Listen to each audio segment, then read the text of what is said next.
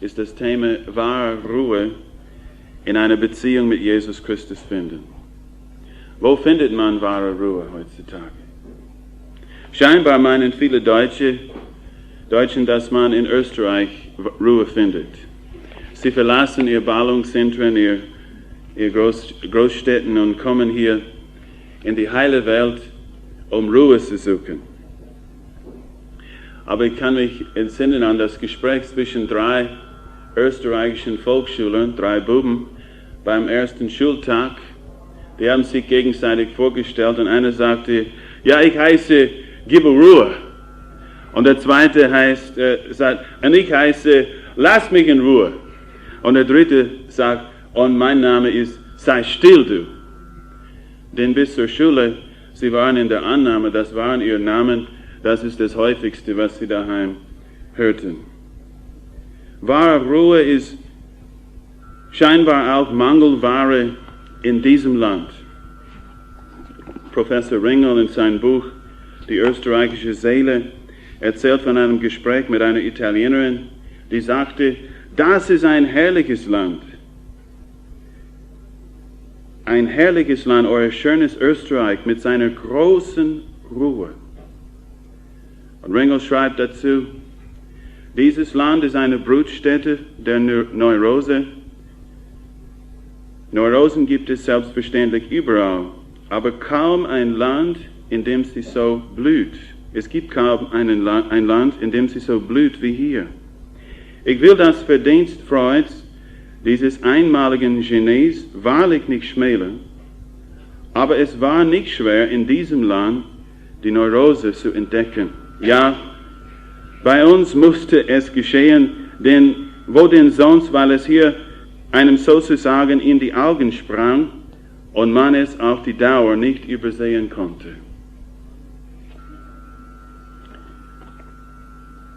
Gerade einen Bericht gehört, 9 Millionen Rezepte werden in diesem Land ausgestellt für Psychopharmaka jährlich.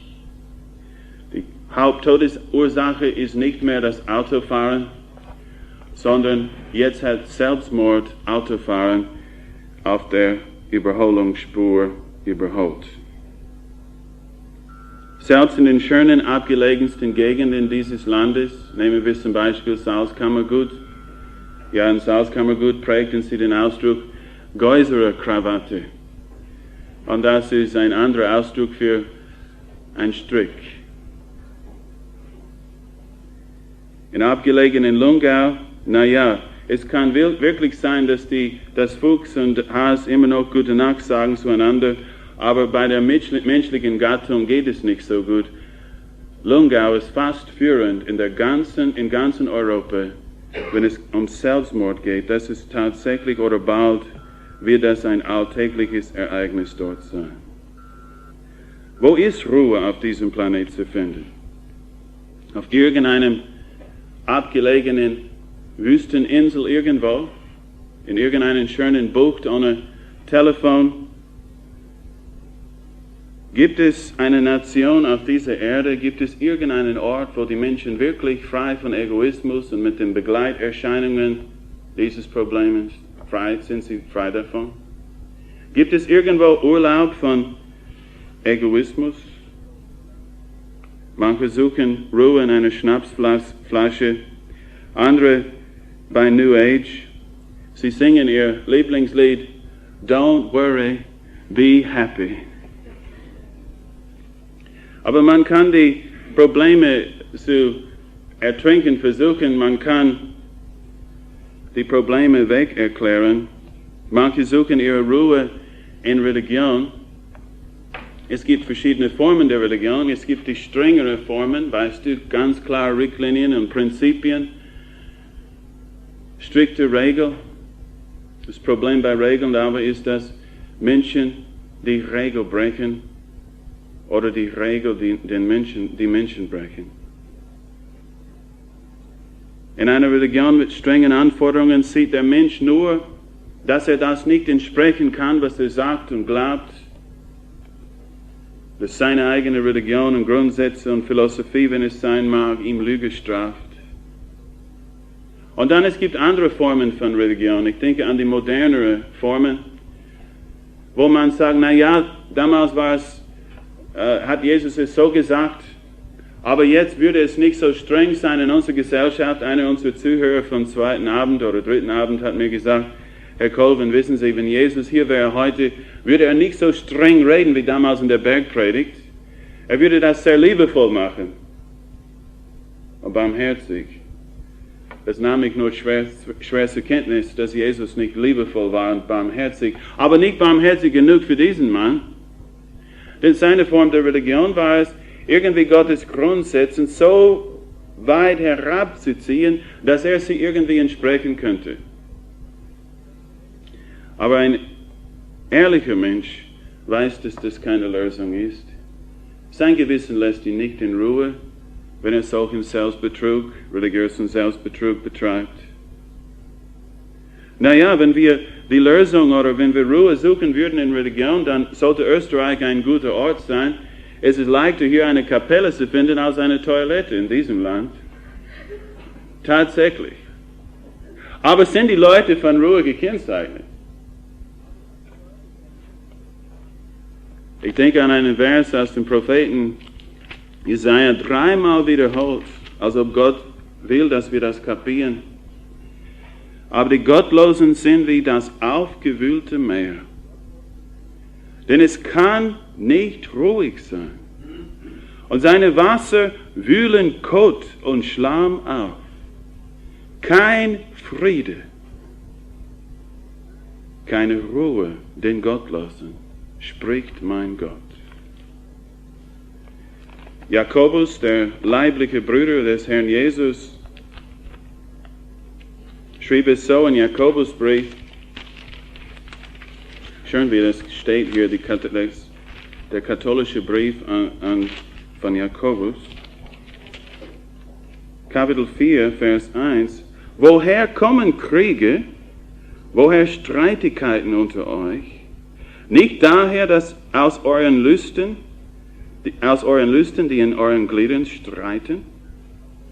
Ihr begehrt und habt nichts. Ihr tötet und neidet und könnt nichts erlangen. Ihr streitet und führt Krieg und habt nichts, weil ihr nicht bittet. Ihr bittet und empfangt nichts, weil ihr überbittet, um es in euren Lüsten zu vergeuden. Die Ursache der Unruhe ist in dem Menschen selbst. Ruhe ist an keinem Strand dieser Welt zu finden. Die Ruhe, von der wir jetzt reden, wahre Ruhe, ist zu finden in einer Beziehung mit Jesus Christus. Und darüber wollen wir heute Abend reden. In Matthäus Evangelium, Kapitel 11. Für den Rest des Abends denken wir zusammen nach über Matthäus Evangelium, Kapitel 11. Das ist in euren roten Bibeln, Seite 14. Matthäus 11. Vers 20.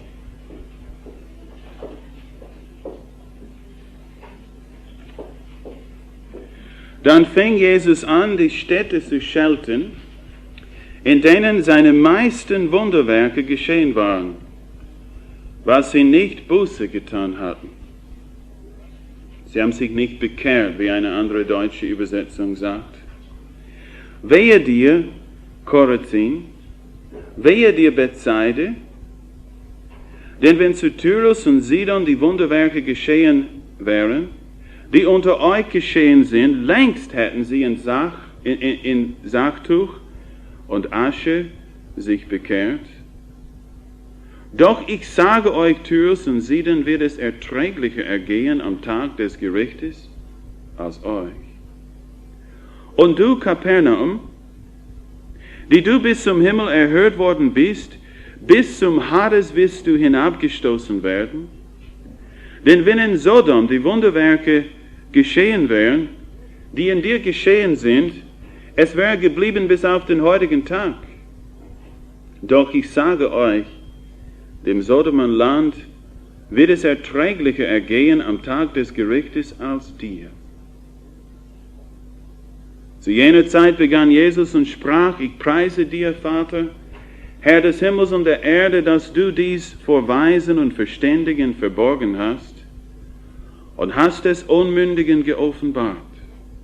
Ja, Vater, denn so war es wohlgefällig vor dir. Alles ist mir übergeben von meinem Vater. Und niemand erkennt den Sohn als nur der Vater, noch erkennt jemand den Vater als nur der Sohn, und wem der Sohn ihn offenbaren will. Kommt her zu mir, alle ihr mühseligen und Beladenen, und ich werde euch Ruhe geben. Nehmt auf euch mein Joch und lernt von mir, denn ich bin sanftmütig und von Herzen demütig. Und ihr werdet Ruhe finden für eure Seelen.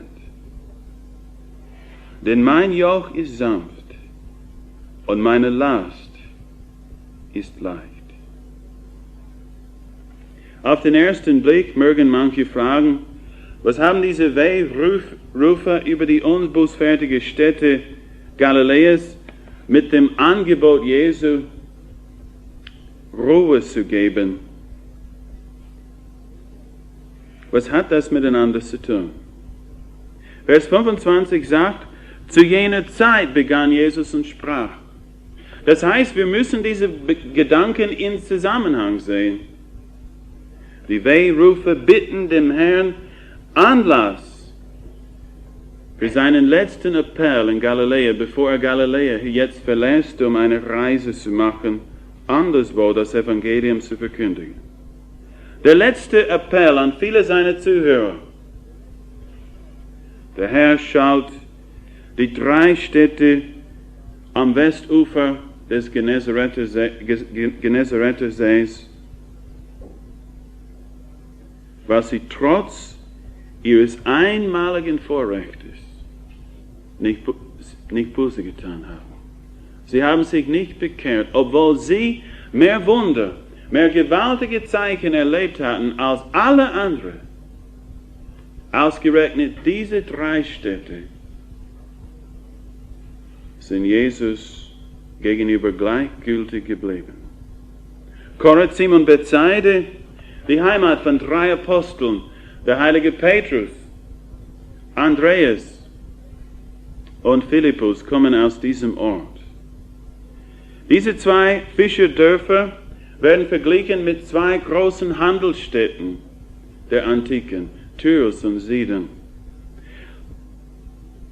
Hafenstädte schlechthin, lasterhafte Hafenstädte, bekannt für Götzendienst, das waren Zentren des Baal-Kults, bekannt für heidnische Bosheit, sogar in der heidnischen Welt, Städten der Sünde, etwa wie heute in Amerika gesagt wird über San Francisco, das ist Sin City, die Sündestadt. Das muss ein gewaltiger Schock gewesen sein für seine Zuhörer. Dass diese Leute, die irgendwie sich nicht in Götzendienst verwickelt waren nicht in die Grausamkeiten der Heiden gefallen, viele von seinen Zuhörern waren irgendwie angenehme Bürger und gut angesehene Leute, dass sie verglichen werden mit Sidon und Tyrus, dass der Vergleich ungünstig für sie ausgeht? Wie kann das sein? Wie kann es sein, dass Bethsaida und Chorazin einen schwereren Gerichtsurteil bekommen als Tyrus und Sidon? Wir sehen hier ein wichtiges Prinzip, das wollen wir merken heute Abend. Große Vorrechte bringen große Verantwortung mit sich. Kapernaum, wenn wir lesen in Kapitel 9, Vers 1, das war Jesu eigene Stadt, das heißt, nachdem er Nazareth verlassen musste, und schnell musste er Nazareth verlassen, etwa wie Mozart Salzburg verlassen musste. Er musste Nazareth schnell verlassen und er hat Kapernaum zu seinem Stützpunkt gemacht. Es war irgendwie der Stützpunkt der ganzen Mission Jesu. Mehr Wunderwerke wurden hier getan als irgend sonst wo im Neuen Testament. Hier wurde die Schwiegermutter des Petrus geheilt. Hier wurde ein junges Mädchen von einem prominenten Bürger, vom Synagogenvorsteher, leiblich auferweckt worden.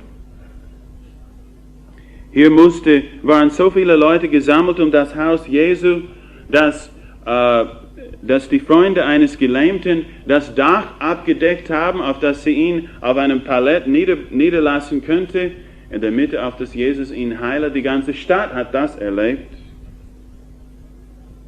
Kapernaum, Heimatstadt Jesu, würde heute am Ortseingang stehen, aber es gibt heute keinen Ortseingang, denn heute gibt es kein Kapernaum mehr. Er sagte, zum Himmel erhöht worden, das erhabenste Vorrecht. Gott wird Fleisch und wohnt unter den Menschen. Gott kommt als wirklicher Mensch und verkündigt ein verständliches Evangelium.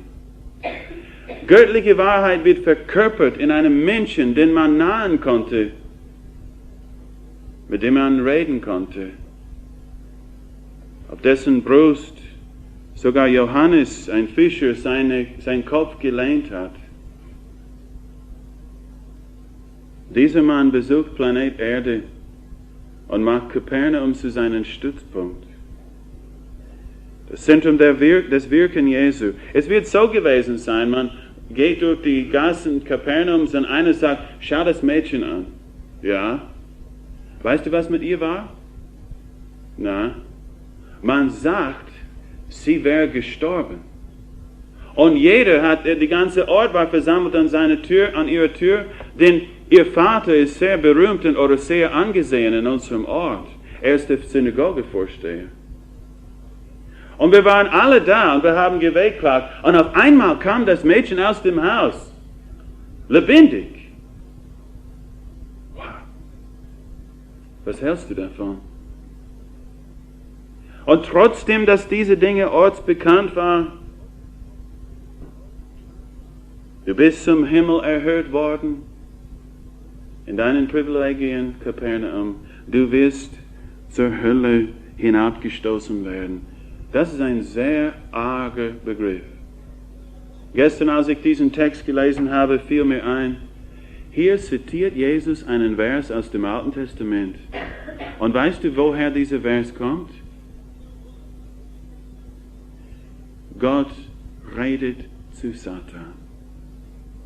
Der hinaufgestiegen war, er war der Erlesene, der erlesensten Engel. In der Gegenwart Gottes selbst. Und er wollte noch größer sein. Zum Himmel erhöht worden, wird er zur Hölle hinabgestoßen werden. Große Privilegien bringen große Verantwortung mit sich.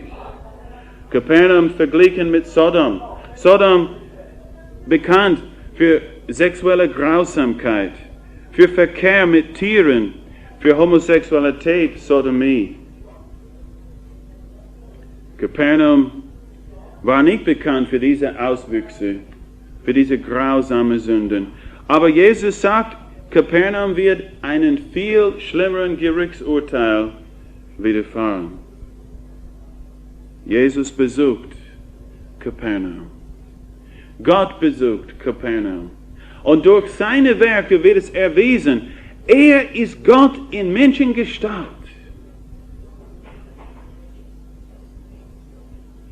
Erwiesen über Zweifel hinaus, aber Kapernaum tat nicht Buße auf seine Botschaft.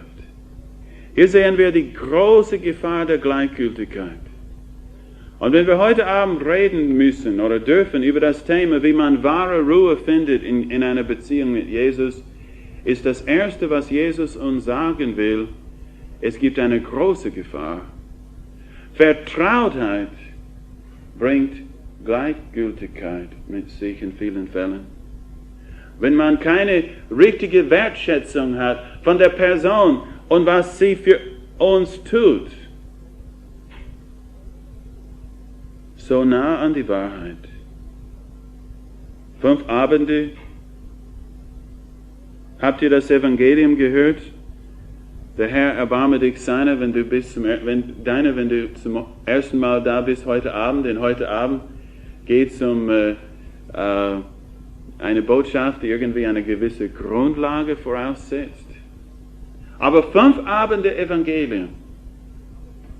Und ich habe einen reinen Wein eingeschenkt. Wisst ihr was?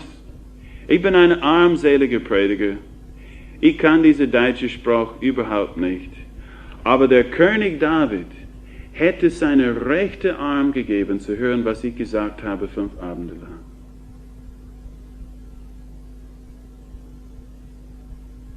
Und mit großem Vorrecht, ihr habt etwas gehört, was viele Menschen auf dieser Erde nie vernommen haben, kommt große Verantwortung. Wehe dir, wenn du dich nicht bekehrst. Je länger der Sommertag, je länger die Winternacht. Je näher die Bahn eines Komets um die Sonne, desto weiter wird er weg von der Sonne fliegen. Je mehr Licht du bekommen hast von Gott durch sein Wort, desto mehr Verantwortung, wenn du das Licht von dir stößt, wenn du gleichgültig bist gegenüber dem, was Gott sagt. Wir leben in einem Land, wo man eine Bibel kaufen kann, natürlich nicht mit Goldschnitt wie meine, aber wie deine. Das kostet etwa in diesem Land ein Wiener Schnitzel mit Beilage und ein Getränk. So teuer ist das Wort Gottes. Es gab Zeiten, wo ein Mensch gearbeitet hätte, jahrelang ein Exemplar herzustellen. Und man musste unter Umständen 100 Kilometer gehen, um dieses Buch anzuschauen. Es gibt Länder heute, wo der Besitz dieses Buches eine Gefängnisstrafe kosten kann.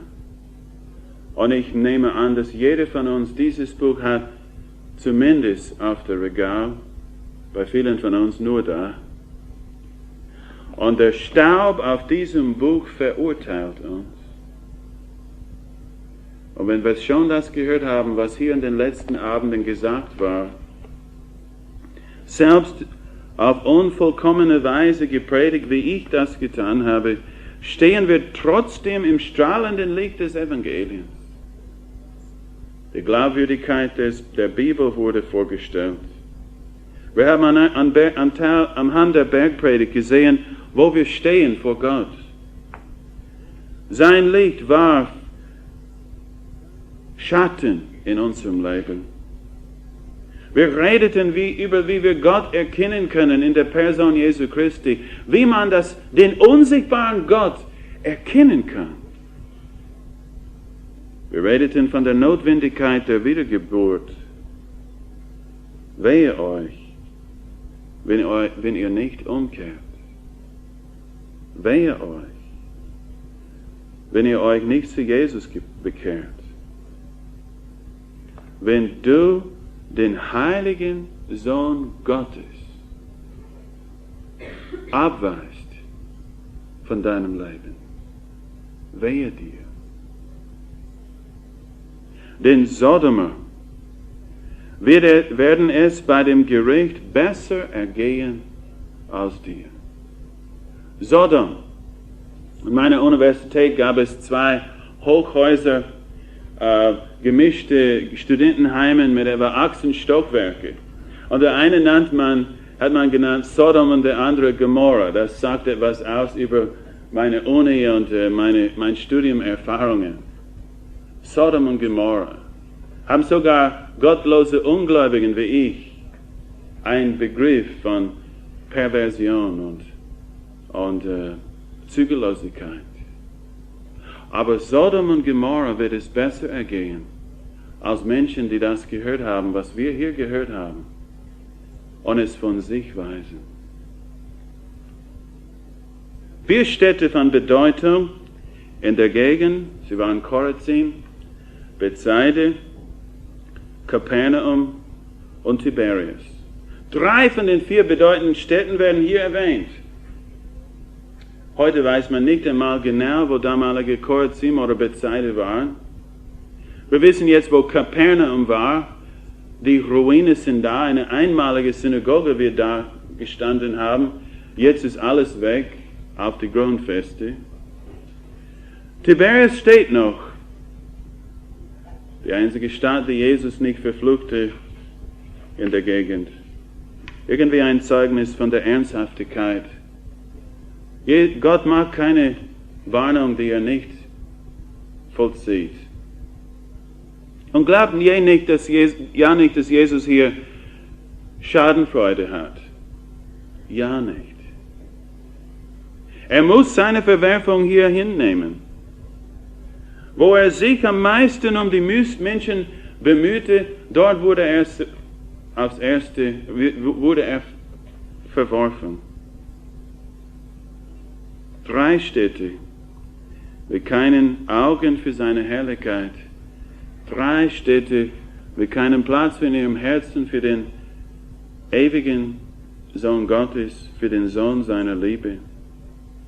Und seine Reaktion ist nicht Bitterkeit, nicht Zynismus. Seine Reaktion ist ein deutliches Warnsignal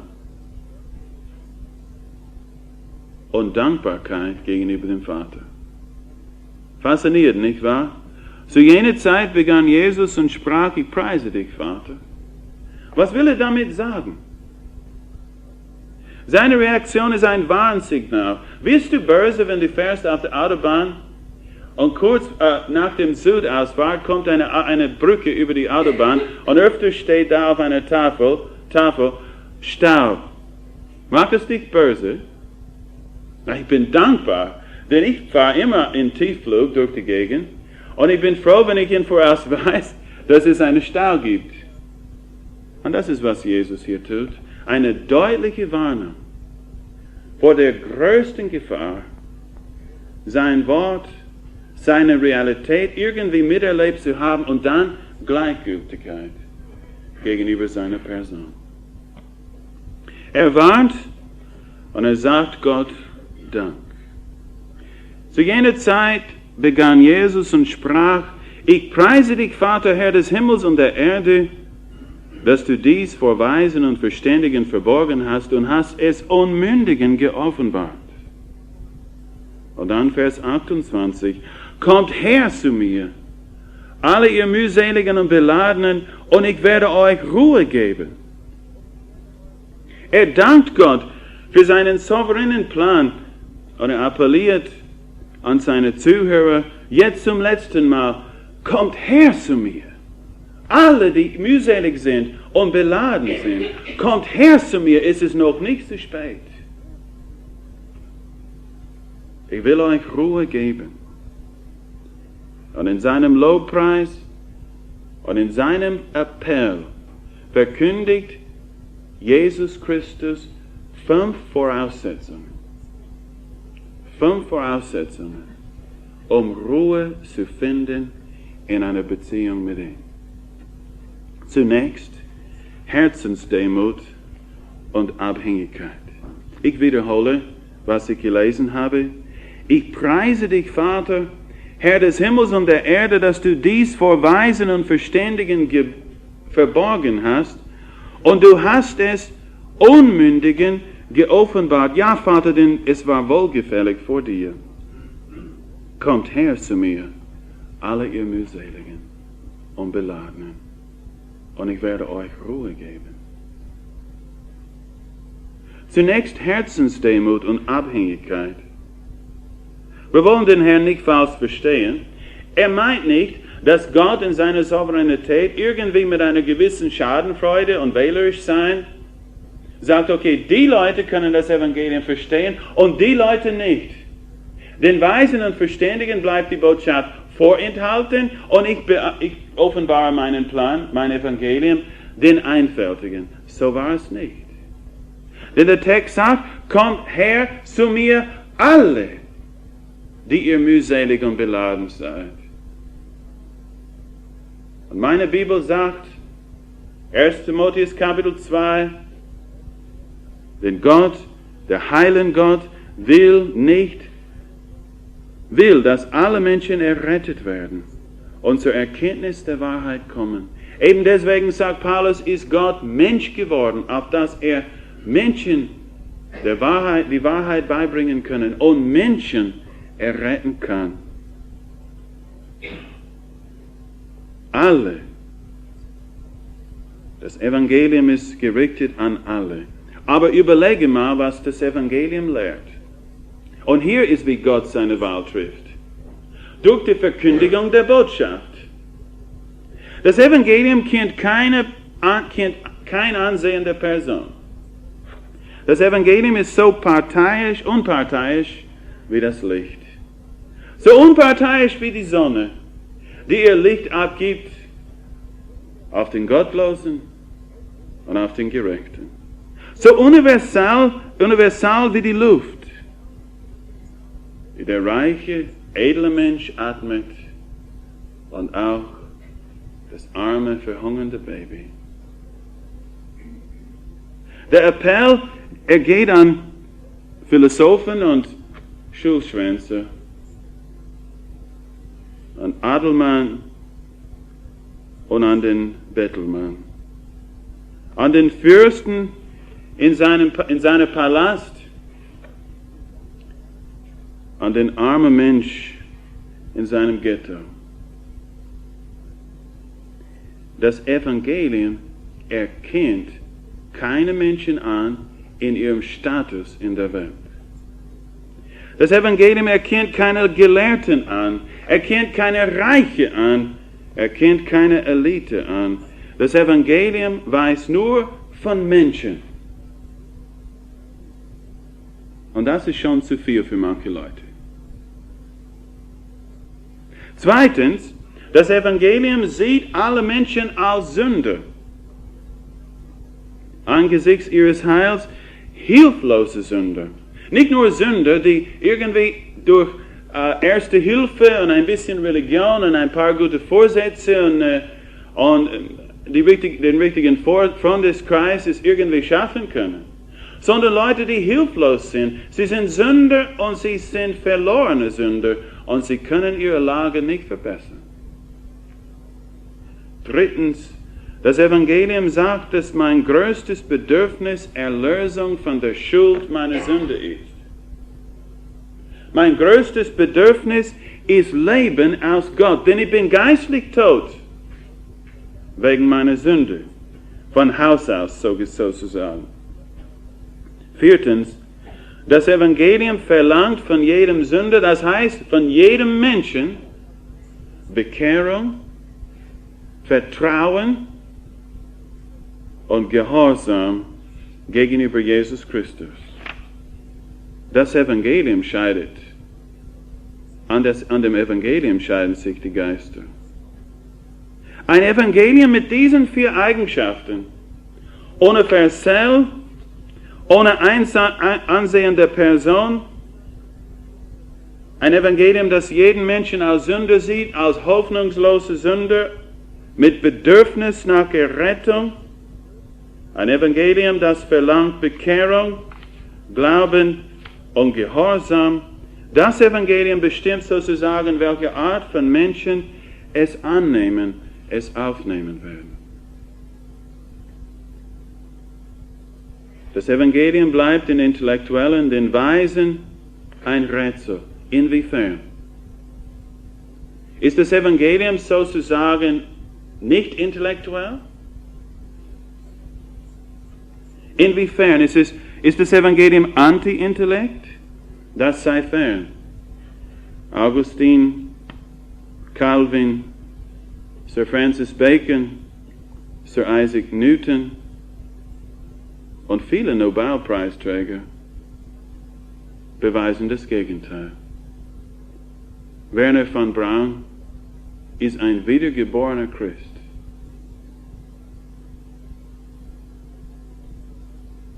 Das Evangelium ist nicht anti-Intellekt, aber es gibt genügend Beispiele im Gegenteil zu zeigen, dass das Evangelium nicht unbedingt verbündet ist mit Intellektualismus. Das Evangelium ist nicht gegen mein Intellekt, Aber es ist gegen Leute, die stolz sind auf ihr Intellekt. Leute, die weise sind in ihren eigenen Augen. Wie eine Frau mir sagte, und ich glaube, wenn wir reden würden über unsere Kenntnis und was wir wissen von Geschichte und Kultur und Wissenschaft und andere Themen, sie kommt mir nicht klüger vor als ich. Aber sie sagte mir auf ihrem Sterbebett, Herr Colvin, das muss sehr belohnend sein, gläubig zu sein. Ich wünsche, ich könnte sowas glauben, aber wissen Sie, ich kann es nicht. Wissen Sie, ich bin ein kritischer Mensch und das kann ich nicht glauben. Ein paar Wochen später hat der Pfarrer sie hinein in den Himmel gepredigt, natürlich, wie sie immer lügen am Grab. Sie glaubte nichts. Sie glaubte nicht einmal, dass es einen Gott gibt. Und sie hat mich irgendwie erbarmt ein bisschen, dieser leichtgläubige, dumme Amerikaner, der glauben könnte an einen Jesus, den er nie sehen konnte. Schön, wenn man so dumm wäre, sowas zu glauben, hätte sie genauso gut sagen können. Bertrand Russells Buch, Warum ich nicht Christ wurde, wenn du das Buch liest, siehst du, dass dieser wahnsinnig intelligente Mensch überhaupt kein Deut verstand. Wie kann es sein, dass ein Mann, der so intelligent ist, der ein Genie ist, dass er die Bibel, als er sie las, gar nicht verstand? Eben deswegen, weil dieses Buch unter Tränen geschrieben wurde. Und in Tränen gibt dieses Buch seine köstlichen Schätze weiter. Gott hat dem leidfertigen, stolzen Menschen nichts zu sagen. Nichts zu sagen. Leute, die prahlen über ihre Weisheit, die lächeln, wenn sie das Evangelium hören, die stolz sind auf ihr Verstand, disqualifizieren sich. Gott verbirgt das Evangelium von ihnen. Du willst die Wahrheit nicht haben? Gut, du wirst sie auch nicht verstehen. Und er offenbart seine Wahrheit den Einfältigen. Ich denke an einen Vers in der Bergpredigt, an einen Vers, den wir nicht gelesen haben. Die Lampe des Leibes ist das Auge. Wenn nun dein Auge klar ist, oder gesund ist, oder einfältig ist, so wird dein ganzer Leib Licht sein. Wenn aber dein Auge böse ist, so wird dein ganzer Leib finster sein. Wenn nun das Licht, das in dir ist, Finsternis ist, wie groß die Finsternis. Manche Leute haben kein einfältiges Auge, keinen gesunden Blick. Sie sind behaftet von Vorurteilen. Sie wollen in Wirklichkeit nicht, dass Gott über sie herrscht. Ihr Gott ist vielleicht Geld. Halte einen Geldschein vor deinen Augen und schau, wie viel du siehst. Wenn du hast einen Blick für das in erster Linie, wenn das deine Leidenschaft ist in deinem Leben, erwarte nicht, dass du das Evangelium verstehst. Wenn unerlaubter Sex deine Leidenschaft ist und du willst nicht befreit werden, erwarte nicht, dass du das Evangelium siehst.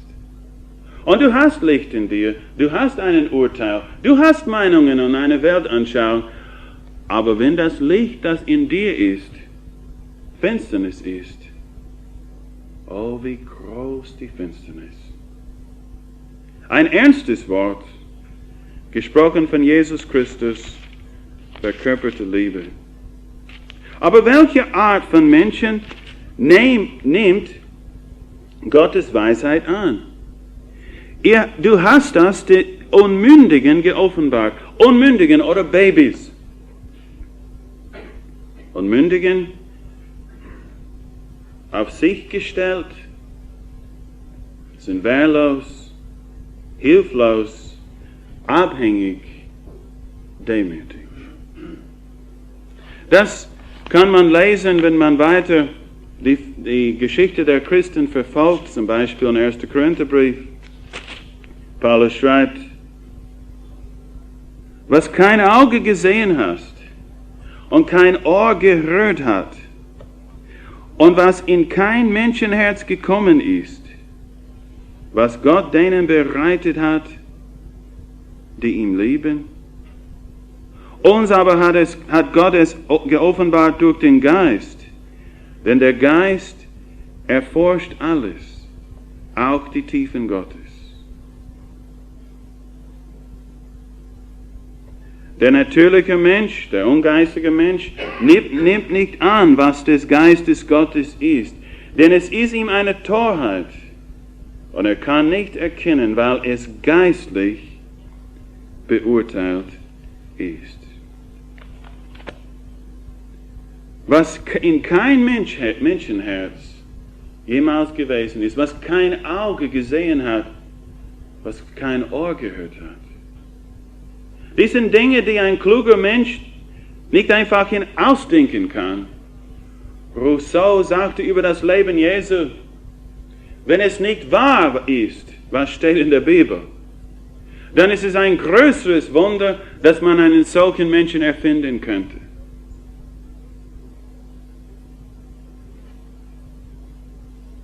Wir sind auf die Offenbarung Gottes angewiesen. Und Gottes Offenbarung gibt er Menschen, die hilflos sind ohne ihn.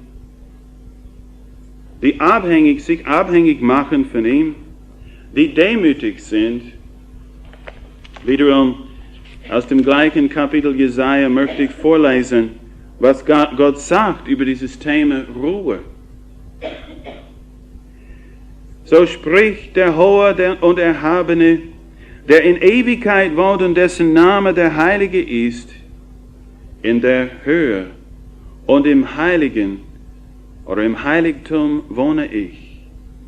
Und bei dem, der zerschlagenen und gebeugten Geistes ist, um zu beleben den Geist der Gebeugten und um zu beleben das Herz der Zerschlagenen. Eine erhabenere Szene kann man gar nicht vorstellen.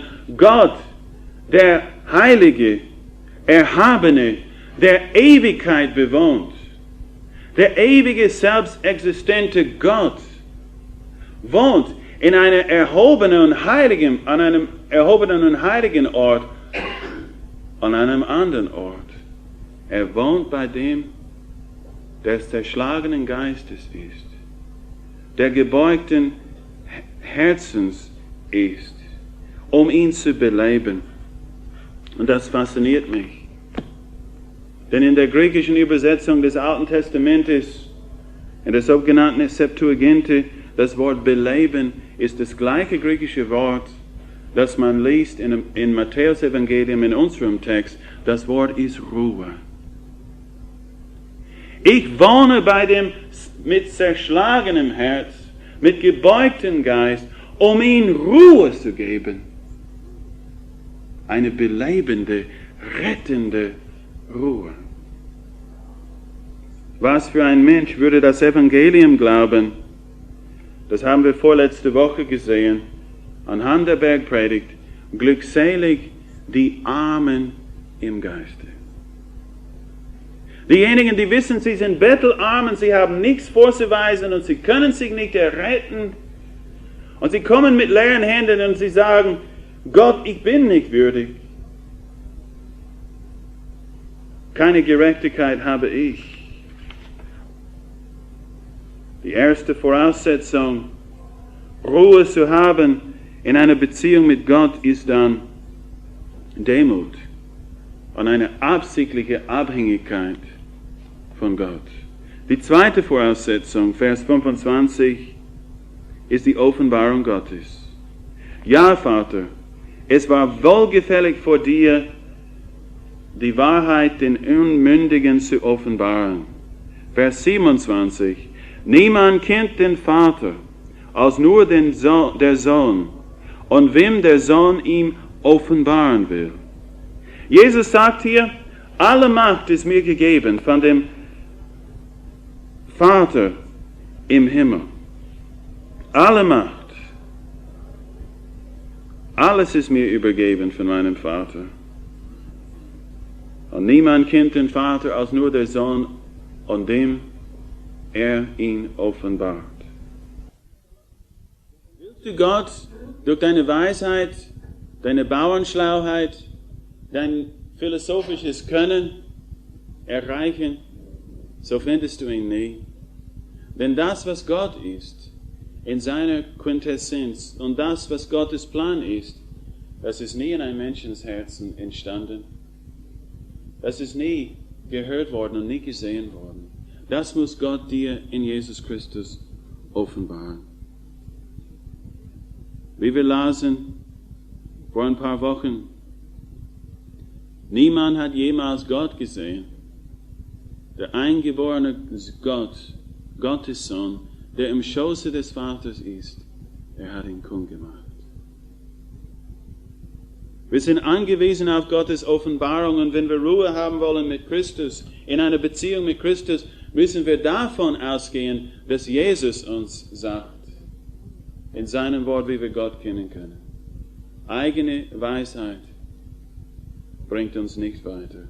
Das dritte Prinzip, dritte Voraussetzung, Ruhe zu finden in einer Beziehung mit Jesus, sehen wir in Vers 28. Kommt her zu mir, alle ihr mühseligen und beladenen, und ich werde euch Ruhe geben. Kommt her zu mir. Das heißt Bekehrung oder Umkehr oder Buße tun, auf Deutsch gesagt. Was treibt ein Mensch, zu Jesus zu kommen? Wir lesen hier Mühseligkeit und die Last, die man empfindet ohne ihn. Kommt her zu mir, alle ihr Mühseligen und Beladenen, und ich werde euch Ruhe geben. Mühselig, das heißt Arbeit bis zur Erschöpfung. Das ist das Ergebnis von harter Arbeit. Das Resultat. Beladen sein, das heißt, man schleppt eine schwere Last mit sich herum. Menschen, die Ruhe brauchen und wissen, dass sie Ruhe brauchen. Menschen, die Ruhe suchen. Das ist die Voraussetzung. Wenn ich an diesen Begriff beladen denke, dann denke ich an einen Abschnitt in der Apostelgeschichte, wo der heilige Apostel Petrus sagt, redet über die Auffassung der Schriftgelehrten und Pharisäer über das Gesetz Gottes. Er bezeichnet das Gesetz als das Joch, das weder die Väter noch wir zu tragen vermochten. In Matthäus 23, Vers 4 lesen wir, dass die Schriftgelehrten und Pharisäer eine Bürde den Menschen aufgelastet haben, eine starke Last gebunden haben an die Menschen, die nicht selber zu tragen bereit waren. Dieser Vers kann so verstanden werden. Viele Menschen sind mühselig. Wieso? Sie haben Religion probiert. Sie wollten Gott nahen. Sie wollten eine Beziehung mit Gott haben. Und was dachte man? Ja, wie kann man das tun? Ja, natürlich geht man zur Kirche. Und dann hat man verschiedene Riten, die man vollzieht. Das ist wohl und gut. Aber wenn ich versuche, Gott zu nahen durch Riten, durch Zeremonien, wie werde ich eben wissen, ob ich ihn erreicht habe? Und wenn es dann mir angelastet wird, du musst gute Werke tun, dann wie viele gute Werke sind genug? Ab wann weiß ich, dass ich angekommen bin bei Gott? Wie kann mein Gewissen je ruhig sein vor Gott? Wie kann ich je mich niederlassen, sozusagen, in seiner Gegenwart? Wenn ich nicht weiß, ob ich vor ihm bestehen kann, denn ich weiß nicht, ob ich die Vorschriften genug gehalten habe. Das Problem wiederum mit Regeln. Leute brechen Regeln oder die Regel brechen. die Menschen. Viele Leute wollen Frieden mit Gott haben. Sie versuchen es auf diese Weise. Und was haben sie am Ende? Eine mühselige Religion. Ich denke an eine 80-jährige Frau in der Steiermark. Ich habe mit meiner Bäuerin geredet vor ein paar Wochen. Eine ihrer Nachbarinnen, eine Bäuerin, war 80 Jahre alt und hat jahrelang versucht, im Rahmen der Grundsätze der Kirche zu leben und hat versucht, ihr Nächsten zu lieben wie sich selbst und versucht, Gott zu lieben mit ganzem Herzen. Und sie versuchte, Gott auf diese Weise zu nahen und sie kam sich so schlecht vor und war verzweifelt. Mühselig und beladen. Und die Bäuerin sagte ihr, komm zu Jesus. Und diese 80-jährige Frau fand Ruhe in ihrem Herzen. Empfindest du die Last der Sünde? Überleg das mal, wenn jede Sünde eine, 50 Decke wäre. Okay, 10 Decke, das ist 10 Decke. Jede Sünde, die wir begehen, ist 10 Decke. Wir tun das in deinen Rucksack. Naja, und dann morgen jemand anruft, du sagst die Frau, ich bin nicht da. Oh, weißt du, was das ist? Du sagst Notlüge, Gott sagt Lüge. 10 Decke dazu. Und dann die Frau kommt daher mit einem Mittagessen und du sagst, was? Wiederum ein Brandopfer? Bist lieblos mit deiner Frau wiederum 10 Decke. Oder sollen wir dir vielleicht für diese Sünde 30 Decke geben? Ich weiß nicht. Was meint ihr, Ehefrau? Wenn es so wäre, nur 10 Decke pro Sünde, was würde sich in deinem Leben ansammeln? Die erdrückende Last der Sünde. Hast du das je erfunden? Oder nimmst du die Sünde auf die leichte Schulter? Du empfindest nichts dabei, aber Gott empfindet etwas dabei. Und wir werden zur Verantwortung gezogen, wie wir leben. Unsere Sünden lasten, sagt die Bibel, auf uns.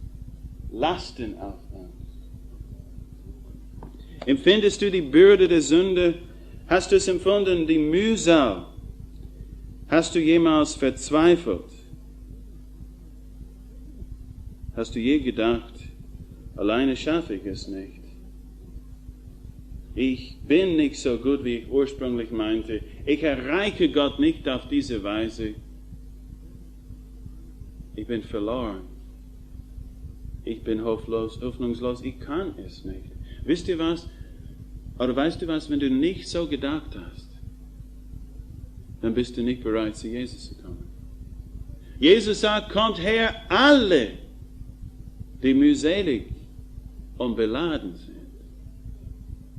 Und bis dahin, wo wir gesehen haben, wie wir vor Gott stehen und dass wir vor ihm nicht bestehen können, können wir nicht gerettet werden. Gott kann mich nicht mit meinen oder samt meinen Sünden retten. Gott muss mich von meinen Sünden retten.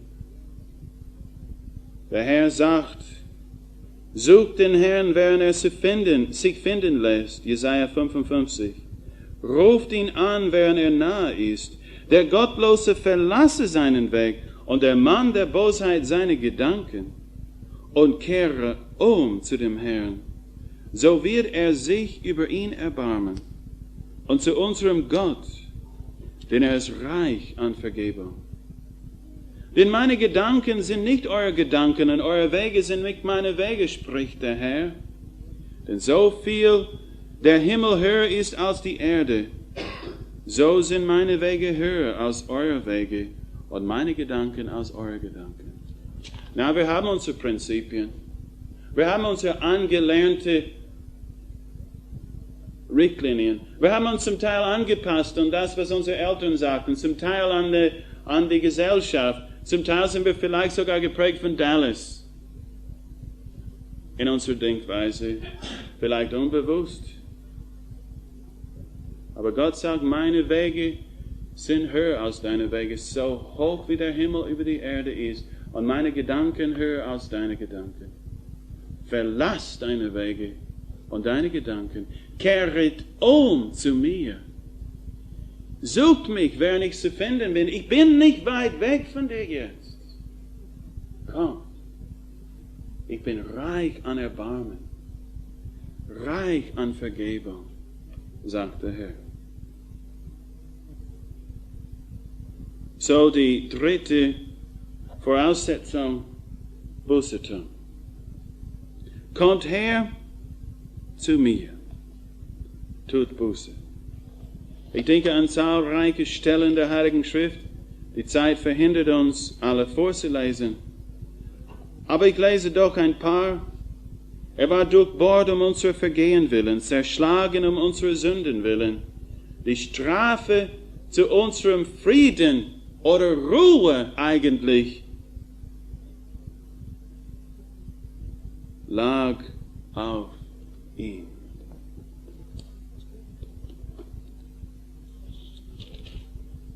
Unsere Sünden hat er auf sich aufgeladen, sagt der Text.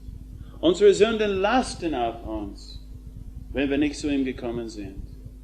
Aber wenn wir kommen zu ihm bußfertig und bereit zu gestehen, wer wir sind und wo wir stehen, unsere Sünden lädt er auf sich, um uns zu befreien. Kommt her zu mir, sagt Jesus. Der heilige Apostel Petrus sagt es ein bisschen anders. Die Wortlaut ist anders, die Botschaft die gleiche. Petrus schreibt, er tat keine Sünde, noch ist Trug in seinem Mund gefunden worden, der geschmäht nicht widerschmähte, leidend nicht drohte, sondern sich dem Vater übergab, Gott übergab, der gerecht richtet, der unsere Sünden an seinem Leib selbst an das Holz getragen hat, damit wir den Sünden abgestorben der Gerechtigkeit leben. Jesus Christus, behaftet mit unserer Sünde, trug unsere Sünden, durch dessen Striemen ihr geheilt worden seid, denn ihr gingt in die Irre wie Schafe. Man nennt es Freiheit. Jesus nennt es Irren wie ein Schaf, ein verlorenes Schaf. Aber jetzt seid ihr zurückgekehrt zu dem Hirten und Aufseher oder Bischof eurer Seelen. Das ist die Botschaft. Kehrt zurück. Kommt zu ihm. Bekehrt euch. Die Richtung deines Lebens, ändere das. Und er wird Ruhe geben. Bernhard von Clairvaux, der bekannte katholische Christ, war umgeben von Mönchen, die sagten, seine Verdiensten her um sein Sterbebett. Sie haben Gott vorgebetet, alles, was Bernhard getan hat. Und dann Bernhard hat laut geschrien, sei still! Jesus, deine Wunden, sie sind meine Verdienste. Das ist ein Mensch, der Buße getan hat kein Verdienst. Einzig und allein in Jesus ist seine Hoffnung. Vierte Voraussetzung, Glauben. Kommt her zu mir, alle ihr mühseligen und beladen, kommt her zu mir. Der wiederholte Ruf des Heilens im Neuen Testament und der Propheten im Alten Testament, kommt her, spricht der Herr. Das ist das Heilsangebot. Kommt her und ich werde euch Ruhe geben. Kommt, die Einladung Jesu. Johannes 6 sagt es folgendermaßen, ich bin das Brot des Lebens, wer zu mir kommt, wird nicht hungern, wer an mich glaubt, wird nicht dürsten. Kommen gleicht Glauben. Kommt her zu mir, sagt Jesus. Er sagt nicht, kommt zur Kirche. Es gibt Leute, die haben gesagt, die allein selig machende Kirche. Keine Kirche kann dich selig machen. Kommst du keine Kirche. Kirche heißt von Kyrios des Herrn. Kommt nicht zu des Herrn, kommt zu dem Herrn selbst. Sag nicht, kommt zum Priester oder kommt zu guten Werken und Riten. Kommt her zu mir. Jesus ist der Heiland. Die Bibel sagt, Gott hat die Welt so geliebt, dass er seinen eingeborenen Sohn gab, auf dass jeder, der an ihn glaubt, nicht verloren gehe, sondern das Leben der Zeitalter, ewiges Leben habe. Jesus sagt, wenn man ein Wort hört und glaubt ihm, der mich gesandt hat, er kommt nicht ins Gericht, er ist schon aus dem Tod in das Leben übergegangen.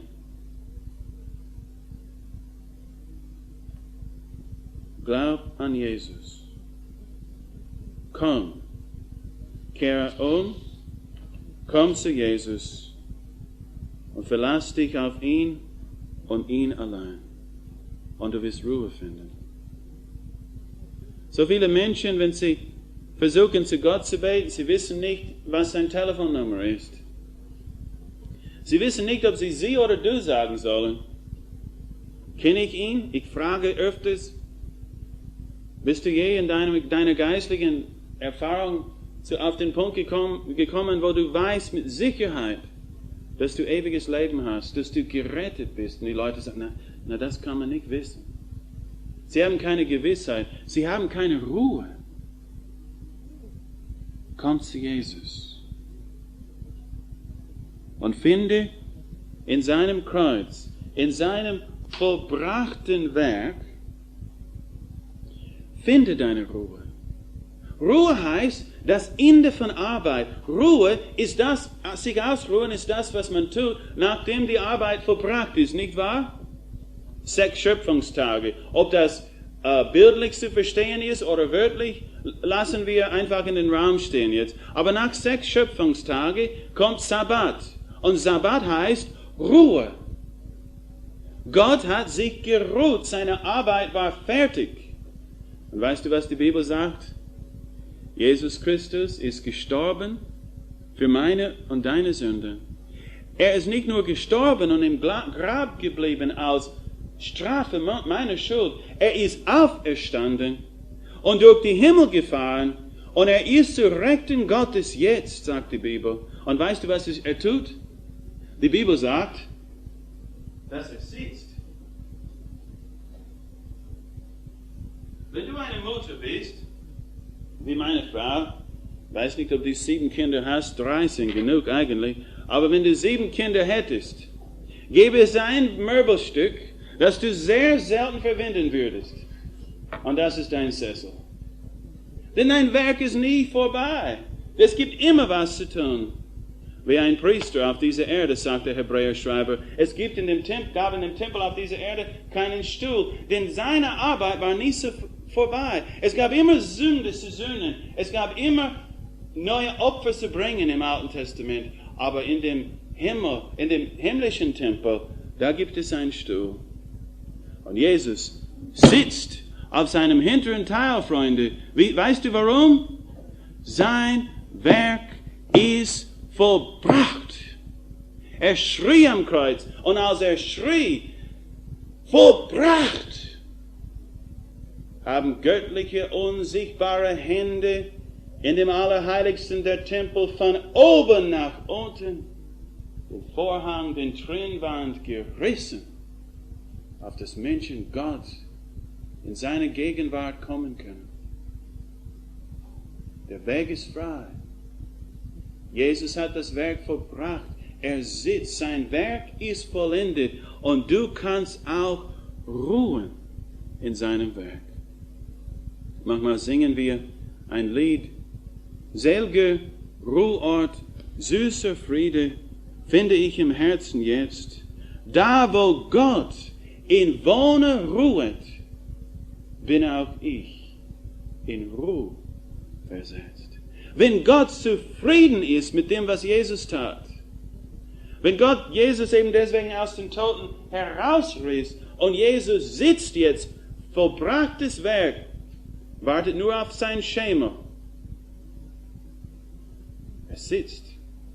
Dann kann ich Ruhe haben.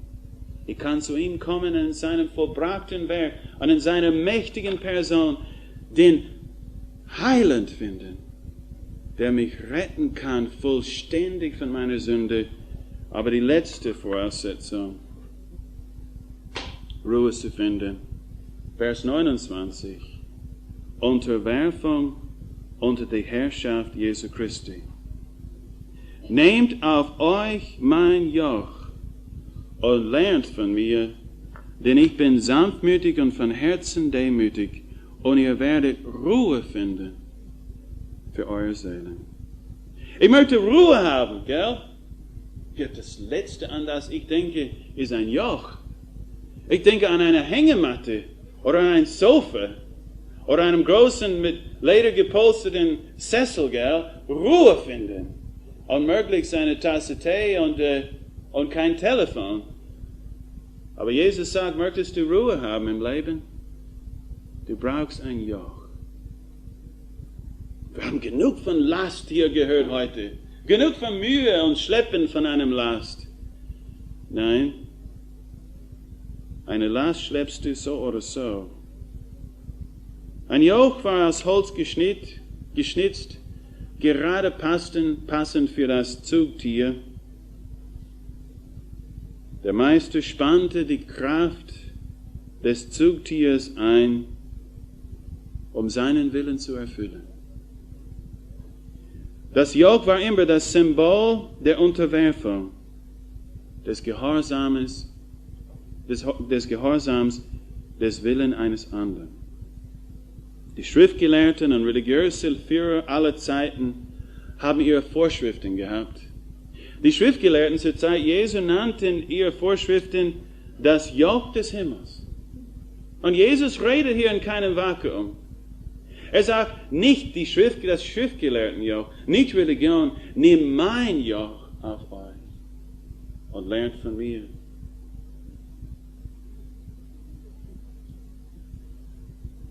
Die alten Rabbinen sagten, nimm das Joch und lerne. Und Jesus irgendwie nimmt diese Redewendung und gibt ihr eine ganz neue Bedeutung. Nehmt das Joch auf euch und lernt von mir. Das Joch Christi, der Gehorsam Christi, heißt zu lernen von Jesus als ein Jünger. Dieses Wort lernen ist das gleiche griechische Wort, von dem wir Jünger bekommen oder Jüngerschaft. Es heißt ein lernbereites, eine demütige, lernbereite Haltung von einem Menschen, der ausführen wird, das, was der Lehrer lehrt. Ein lernbereiter Nachfolger. Mein Leben, nimm es hin, Herr Jesus. Ich möchte deinen Willen tun. Du hast das Recht, mein Herr zu sein. Die Herrschaft Jesu Christi. Ich möchte dich fragen, wer sitzt auf dem Thron deines Lebens? Bist du da? Ist dein Leben geprägt von deinen eigenen Weltanschauungen, vielleicht von Egoismus, Eigensinn, was dir passt, was dir taugt? Wenn schon, ist Christus außerhalb dein Leben. Es gibt nicht zwei Throne in dem Menschenleben, es gibt nur einen. Was sollte ich tun mit Jesus, genannt Christus? Fragte ein Mann auf seinem Thron, Pilatus. Soll ich ihn krönen? Soll ich ihn kreuzigen? Das sind die einzigen Alternativen auch noch heute. Willst du es zulassen, dass Jesus über dein Leben regiert? Manche haben Angst vor ihm. Manche fürchten sich, zu ihm zu kommen und seine Herrschaft über ihr Leben anzuerkennen. Manche haben Furcht vor einer Gemeinde. Muss ich dabei sein? Nein, du musst nicht dabei sein. Er sagt nicht, komm her zu der Gabelsberger Straße. Er sagt, komm her zu mir. Fürchte dich nicht vor einer Gruppe, du brauchst gar nicht dabei sein. Komm zu ihm. Aber manche fürchten sich sogar vor ihm. Was könnte das bringen in meinem Leben? Würde er mein Leben verändern wollen? Ja, ist die Antwort. Würde er mich ausnützen? Verlangt er von mir zu viel? Jesus sagt, nehmt auf euch mein Joch und lernt von mir, denn ich bin sanftmütig und ich bin von Herzen demütig. Überlegt es mal. Er hat gerade gesagt, alles ist in meinen Händen gegeben. Hier ist der Allmächtige, steht vor ihnen, mit Allmacht ausgerüstet. Und wie äußert sich Allmacht in Menschengestalt? Schau nicht auf Brezhnev, nicht einmal auf Mikhail Gorbatschow. Allmacht in Menschengestalt.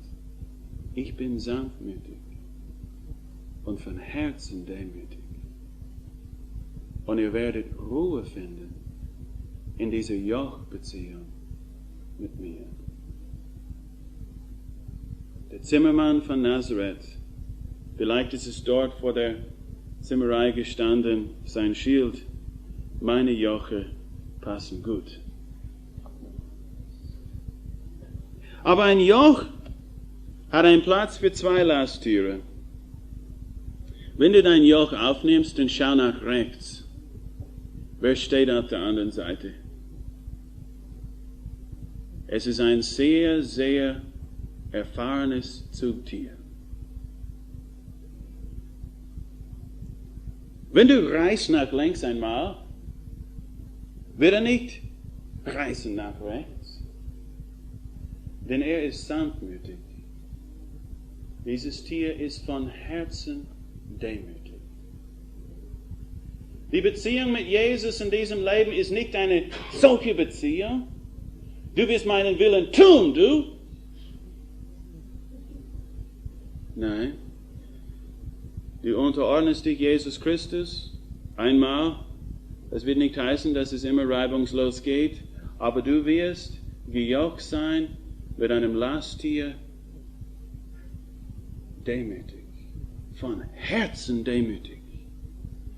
Er hat das von Herzen in den Text getan, denn er weiß, es gibt 2 Arten von Demut. Gell? Wie einmal der Pfarrer war in der Kirche und er war vor dem Altar und hat gebetet, oh Gott, ich bin nichts, ich bin überhaupt nichts. Und der Messner ist gekommen und er schaute, Wahnsinn, was macht er da?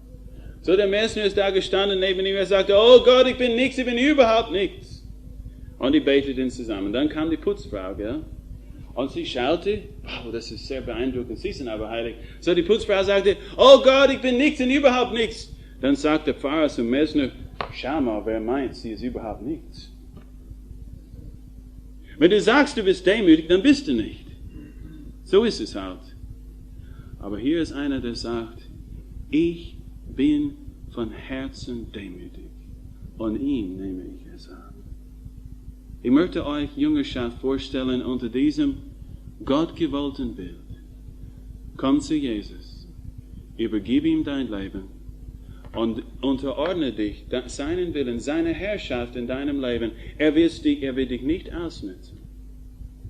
Er ist sanftmütig. Er ist von Herzen demütig. Deine Alternative? Du kannst in deinem Einzeljoch noch ziehen.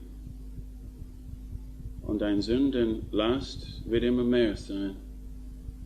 Und du wirst keinen richtigen Ort finden, wo du sie abladen kannst.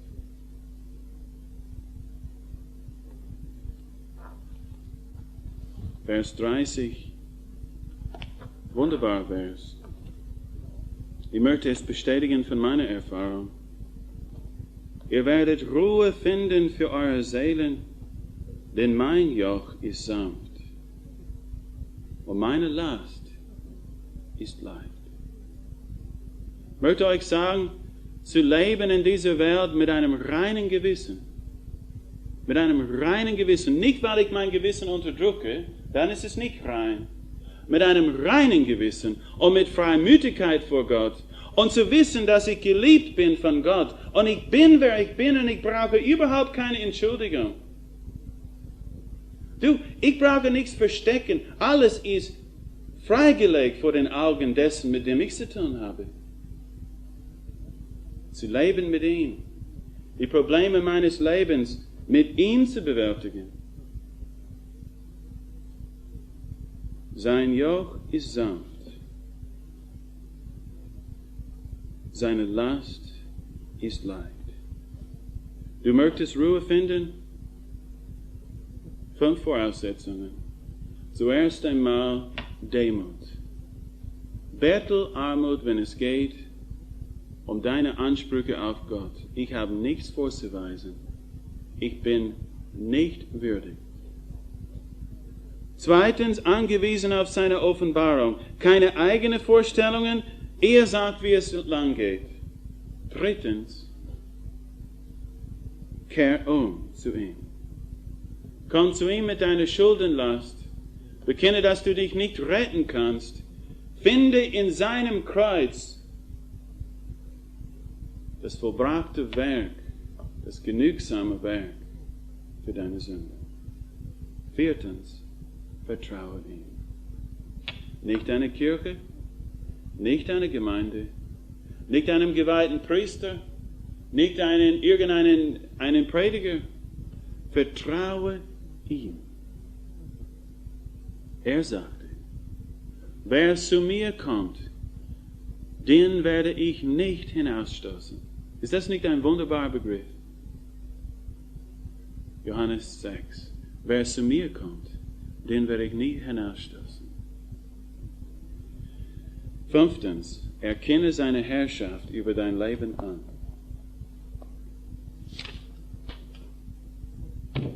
Was soll man dazu sagen? Beten wir. Vater, wir wissen, dass diese Botschaft nicht schmeichelhaft ist, überhaupt nicht. Dein Evangelium ist nicht schmeichelhaft.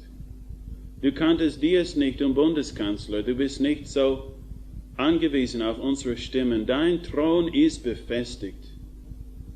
Du brauchst keine Freundelwirtschaft. Du bestimmst die Prinzipien. Du brauchst unsere Hilfe nicht. Und oh, wie wunderbar. Ein Evangelium so einfach, ein 10-Jähriger könnte sich in unserer Mitte bekehren heute Abend. Es ist so einfach, was du zu sagen hast. Und so fantastisch. So schwierig zu verstehen für einen Menschen, der auf eigene Gerechtigkeit, Eigenleistung und auf sich und seine Weisheit stolz ist. So ein Rätsel, so unverständlich. Ich bitte dich für meine Zuhörer, oh bitte, oh Herr, öffne du Augen.